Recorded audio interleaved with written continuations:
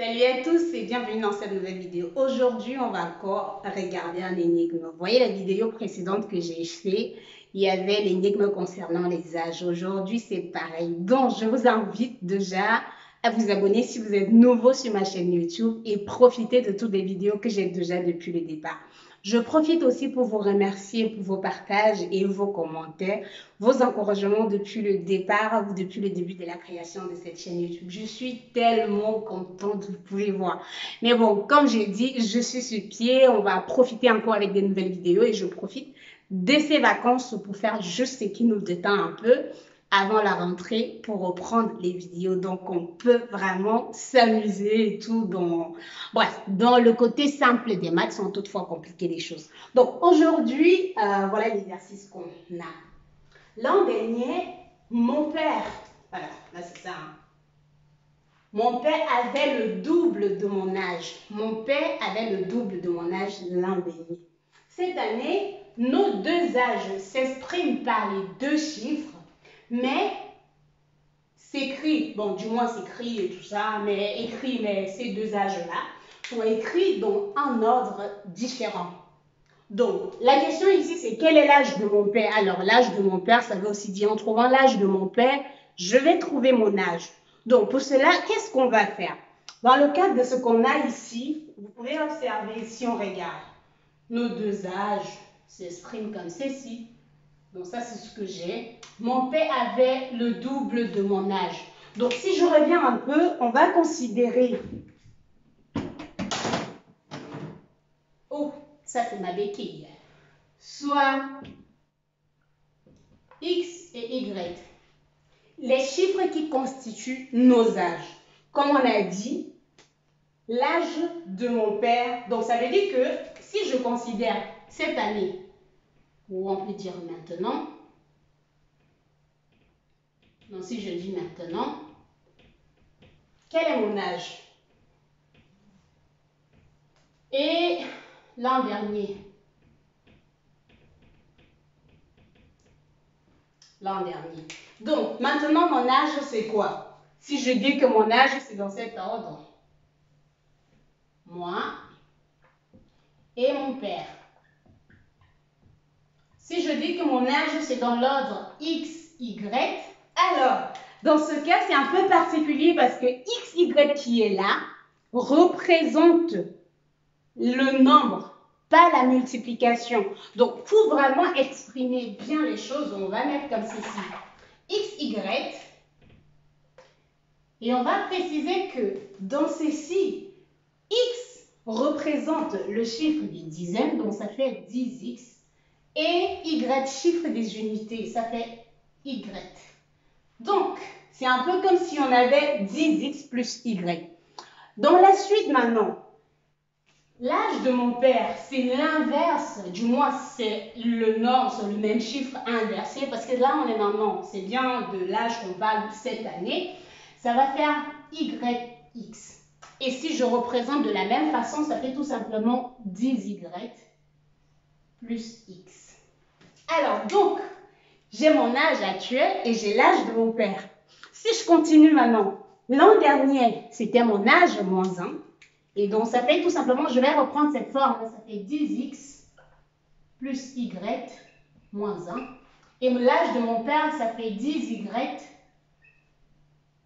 plus X moins 1. Donc, voilà ce qu'on avait sur l'âge de mon père et mon âge l'année dernière. Maintenant, ce qu'il faut préciser, nos âges s'expriment comme ceci, j'ai utilisé ça, mais cette phrase, je ne l'ai pas encore utilisée. Mon père avait le double de mon âge l'année dernière. L'année dernière, il avait le double de mon âge. C'est-à-dire, si je regarde ce qu'il y avait l'année dernière, voici l'âge de mon père de l'année dernière. Son âge, c'est 2 fois mon âge parce qu'il avait le double de mon âge. Ça fait tout simplement 10Y. Alors, je vais écrire de ce côté, hein, comme ça, on est sûr qu'on va faire le calcul simplement. L'âge de mon père, ça fait 10Y plus X moins 1. C'est égal au double de mon âge. Ça fait tout simplement 2 multiplié par 10X plus Y moins 1. Donc, voilà. l'âge de mon père, c'était 2 fois mon âge l'année dernière. Et donc, si je calcule ceci, qu'est-ce qu'on obtient? J'aurai tout simplement 10y plus x moins 1 égale à 20x plus 2y moins 2. Et si je continue le développement de ceci, je peux renvoyer ça de l'autre côté. Et là, on a 20x. Donc, je me retrouve en renvoyant ça, j'aurai tout simplement 19x. Et en faisant traverser le y de l'autre côté, 10y moins 10y plus 2y, j'aurai moins 8y. Et là, en faisant traverser le 2 de ce côté, j'aurai plus 2 moins 1. Ça me fait tout simplement égal à 1. Donc, voilà, je me retrouve avec cette équation. L'équation qui est 19x moins 8y égale à 1. Alors, vous voyez, cette équation, c'est une équation avec 2 inconnus. Pour les élèves de la terminale, en utilisant les équations différéentielles et tout ça, on a directement la solution. On peut dire que vous pouvez trouver la solution en vous basant sur le fait que vous êtes en terminale en utilisant ce principe avec toutes les méthodes d'algorithmes d'Euclide et tout ça qui existent. Mais je tiens aussi à rappeler que c'est une équation dont vous pouvez aussi chercher la solution de façon aléatoire. Tout ce qu'il vous faut, c'est de trouver x et y telle que cette équation où en multipliant x par 19 moins 8 fois y, du moins peut-être en multipliant x par 19 et moins 8 fois y, vous trouvez 1.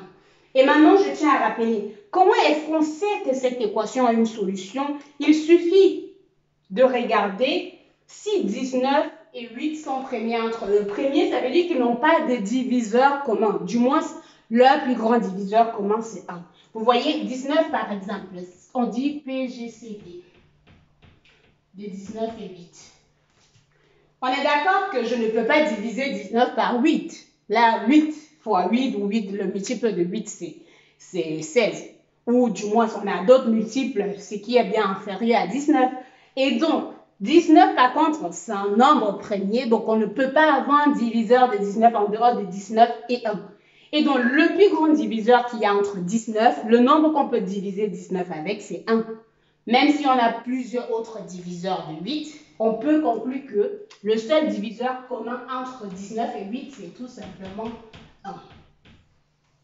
Donc, cette méthode ou cette technique de dire si j'arrive dans une équation où j'ai 2 inconnus, si le plus grand commun diviseur entre ce nombre et celui-là est égal à 1, alors je suis sûr que j'ai une solution. Et maintenant, étant sûr que j'ai une solution, comment je cherche la solution? Bon, après, comme je vous ai dit, je ne vais pas faire la résolution de l'équation, ça prend trop de temps, donc je choisis juste la solution.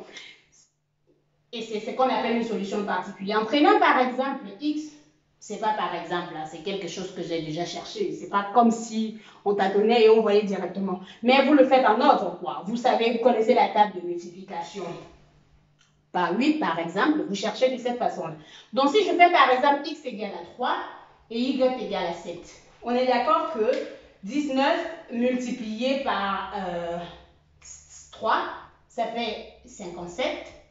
Et si je fais 8 multiplié par 7, ça me fait 56. Et 57 moins 56, c'est tout simplement égal à 1. Donc, en gros, l'âge que j'ai trouvé, ou du moins l'âge de mon père, c'est 73 ans. Âge de mon père.